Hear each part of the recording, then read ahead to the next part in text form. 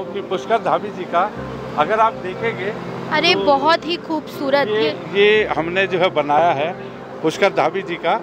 और इसको हमारे एक बहुत ही बेहतरीन आर्टिस्ट है योगेश प्रजापति, ये उन्होंने बनाया है। और सिर्फ एक रात में, कल वो पूरी रात नहीं सोए, पूरी रात उन्होंने इसको तैयार किया। और ये फाइबर में है, ये ज़िंदगी में कभी ख़राब नहीं होता, क्योंकि पहले इसको उन्होंने क्ले में बनाया, फिर उसके बाद फिर मॉडिफाई करके डिफरेंट उसमें करके उन्होंने बनाया है।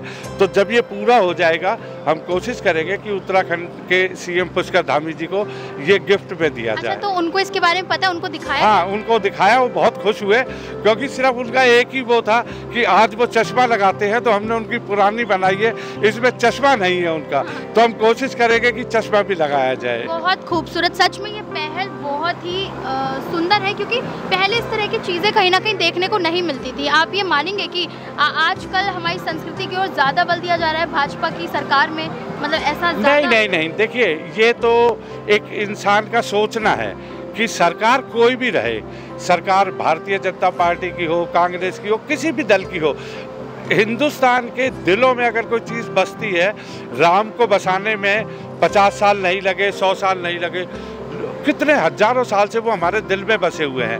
तो कई दफ़े लोगों को ये धारणा होती है कि बीजेपी आ रही है तो राम को लेके आ रही है। सर, जैसे कि पहले महज सिर्फ बातें होती थी, लेकिन कार्य जो देखने को मिला है, राम मंदिर तो अभी बना है ना, तो इसलिए राम मंदिर की जो शुरुआत है वो अगर पिछले उसमें जाओ तो कल्याण सिंह जी की गवर्नमेंट में, मुलायम सिंह जी, बहुत काफ़ी दिनों से वो चल रही है।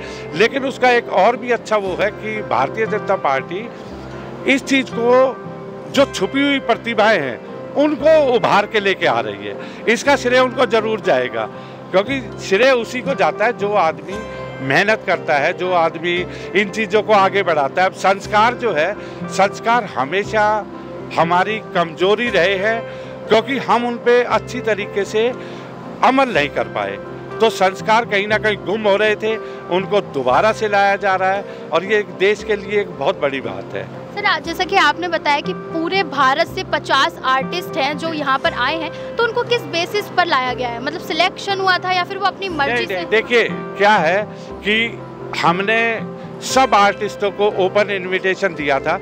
उन आर्टिस्टों में से कई दफ़ा ये हो जाता है कि हमें भी सिलेक्शन करना पड़ता है, क्योंकि एक स्पेस की जगह रहती है, एक सारी चीज़ों की रहती है। तो ये वो आर्टिस्ट है जो मोस्ट टैलेंटेड आर्टिस्ट है, और हमने कुछ इंस्टीट्यूट से भी रिक्वेस्ट करी थी। उस इंस्टीट्यूट के बच्चे वॉलेंटरी आए हैं, मतलब वो कोई चीज़ नहीं कर रहे, वो सुबह से शाम तक बेचारे मेहनत कर रहे हैं और यहाँ पे अपना समय दे रहे हैं, क्योंकि उनकी आस्था है। ये पर्व जो है अयोध्या एक आस्था है।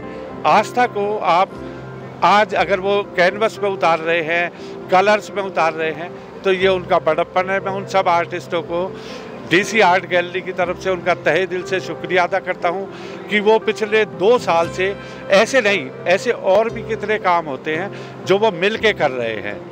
तो मैं तो इतना ही कहना चाहूँगा कि सब आर्टिस्ट जो है, जो यहाँ आए हैं, उनका तहे दिल से मैं शुक्रिया अदा करता हूँ। सर, लास्ट सवाल मेरा यही है कि ये सब इस तरह का दृश्य देख के जाहिर सी बात है बहुत ही अच्छा महसूस हो रहा है, तो आपको कैसा लग रहा है? मतलब सारी चीज़ें आपने जो सोचा वो हो रहा है, असल में हो रहा है? देखिए, तो जितना मैंने सोचा था ये कहीं उससे ज़्यादा अच्छा है, क्योंकि हमारी एक इमेजिनेशन जो है, बीइंग एन आर्टिस्ट भी मैं अगर कहूँ तो एक इमेजिनेशन होती है।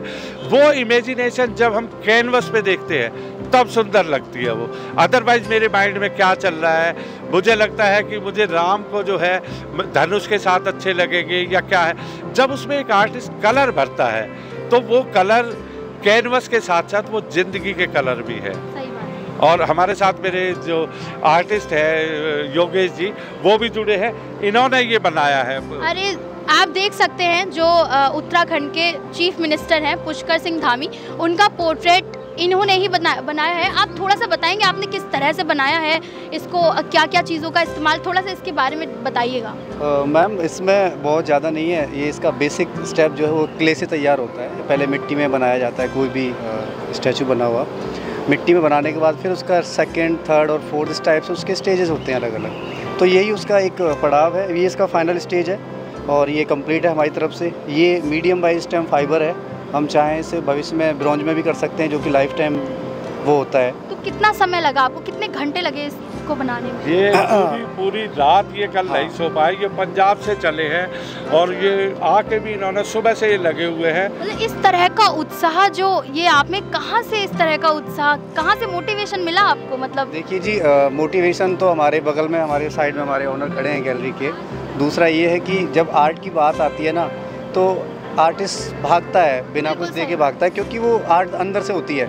और आर्टिस्टों को प्रमोट करने के लिए डीसी आर्ट गैलरी जैसा अगर प्लेटफॉर्म मिलता रहे यंग आर्टिस्टों को, तो कोई भी आर्टिस्ट मना थोड़ी करे, खुशी खुशी आ जाएगा। जैसे मैं आ गया, मैंने 12 घंटे में ये पोर्ट्रेट कंप्लीट किया है।